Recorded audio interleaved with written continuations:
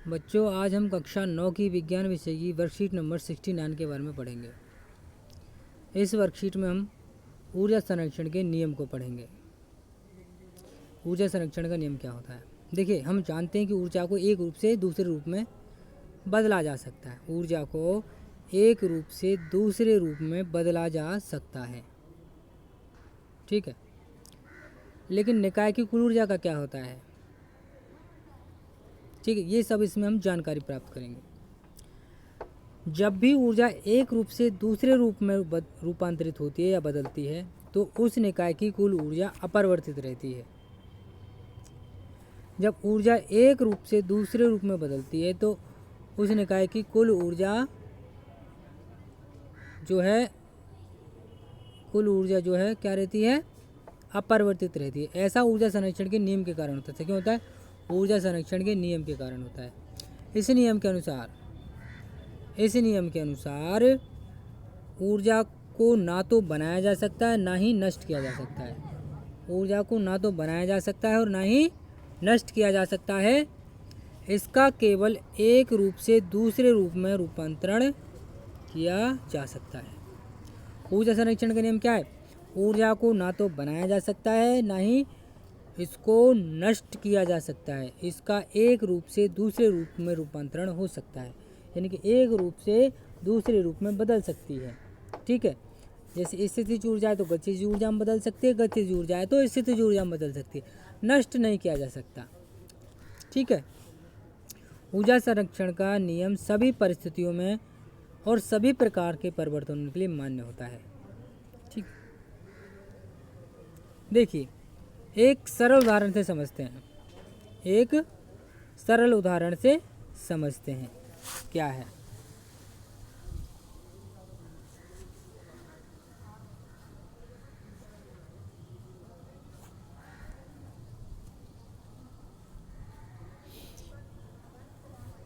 मान लीजिए m द्रव्यमान की वस्तु h ऊंचाई से स्वतंत्रता पूर्वक गिराई जाती है, ठीक है। m द्रव्यमान की वस्तु है कोई और ऊंचाई कितनी है इसकी? h है। स्वतंत्रता पूर्वक नीचे गिराई जाती है ये, ठीक है। प्रारंभ में स्थितिज ऊर्जा mgh हो गई, इसकी ई पोजिशनल mgh हो गई, ठीक है। इस प्रकार वस्तु की कुल ऊर्जा कितनी हो गई? mgh। वस्तु की कुल ऊर्जा mgh हो गई और कुल ऊर्जा कितनी हो गई? mgh।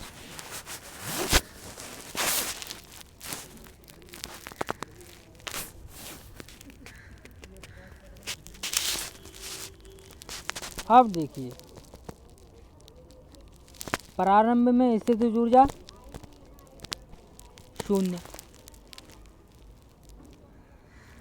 स्थितिज ऊर्जा ई काइनेटिक यानी ई स्थितिज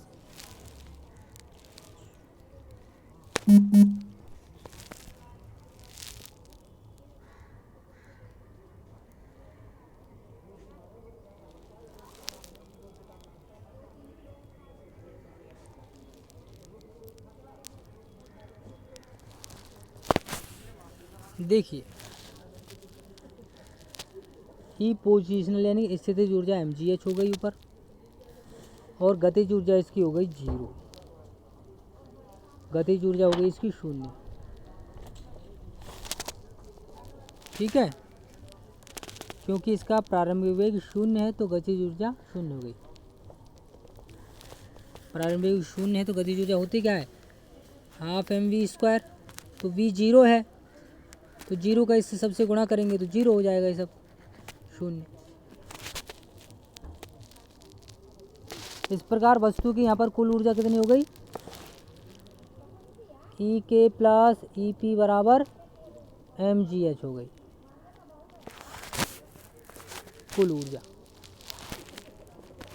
ई पी प्लस ई के बराबर mgh हो गई, mgh।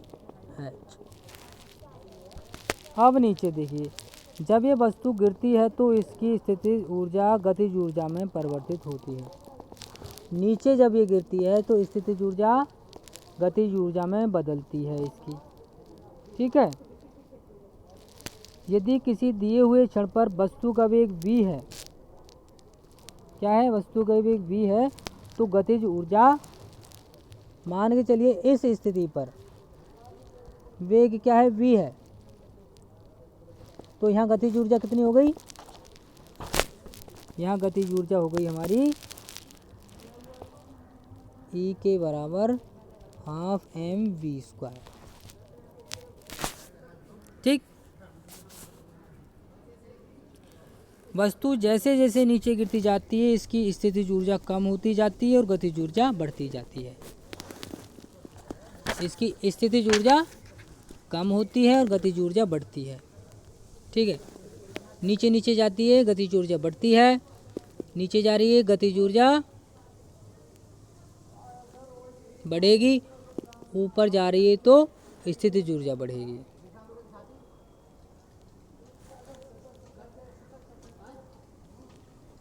और नीचे जा रही है तो गतिज बढ़ेगी। ठीक है,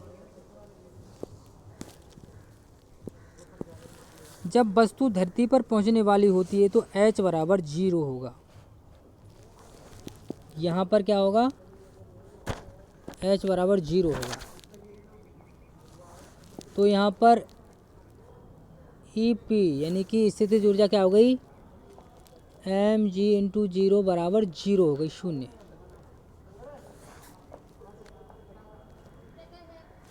ठीक है, क्या हो गई, 0 हो गई। ओके, जब वस्तु जैसे जैसे नीचे गिरती है इसकी स्थितिज ऊर्जा कम होती है तथा गतिज ऊर्जा बढ़ती जाती है। जब वस्तु धरती पर पहुंचने वाली होती है तो h 0 होगा तथा इस अवस्था में वस्तु का अंतिम वेग v अधिकतम हो जाएगा। इसलिए अब गतिज ऊर्जा अधिकतम होगी, यहाँ पर गतिज ऊर्जा अधिकतम होगी, धरती पर पहुंचने वाली है तब, और स्थितिज ऊर्जा न्यूनतम होगी। तथापि सभी बिंदुओं पर वस्तु की स्थितिज ऊर्जा तथा गतिज ऊर्जा का योग समान रहता है।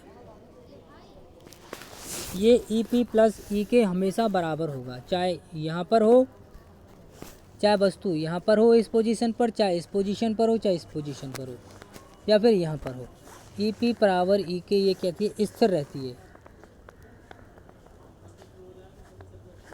बदलता नहीं है दोनों का जोड़। ठीक है, अर्थात स्थितिज ऊर्जा प्लस गतिज ऊर्जा ये अचर है, अपरिवर्तित होता है। ठीक है, किसी वस्तु की गतिज ऊर्जा तथा स्थितिज ऊर्जा का योग उसकी कुल यांत्रिक ऊर्जा होती है, और ये क्या कहलाती है, EK प्लस EP गतिज ऊर्जा, ये यांत्रिक ऊर्जा कहलाती है। क्या कहलाती है, यांत्रिक ऊर्जा। EP प्लस EK बराबर यांत्रिक ऊर्जा, मैकेनिकल एनर्जी। ठीक, देखिए हम देखते हैं कि किसी पिंड के मुक्त रूप से गिरते समय उसके पथ में किसी बिंदु पर स्थितिज ऊर्जा में जितनी कमी होती है गतिज ऊर्जा में उतनी ही वृद्धि होती है।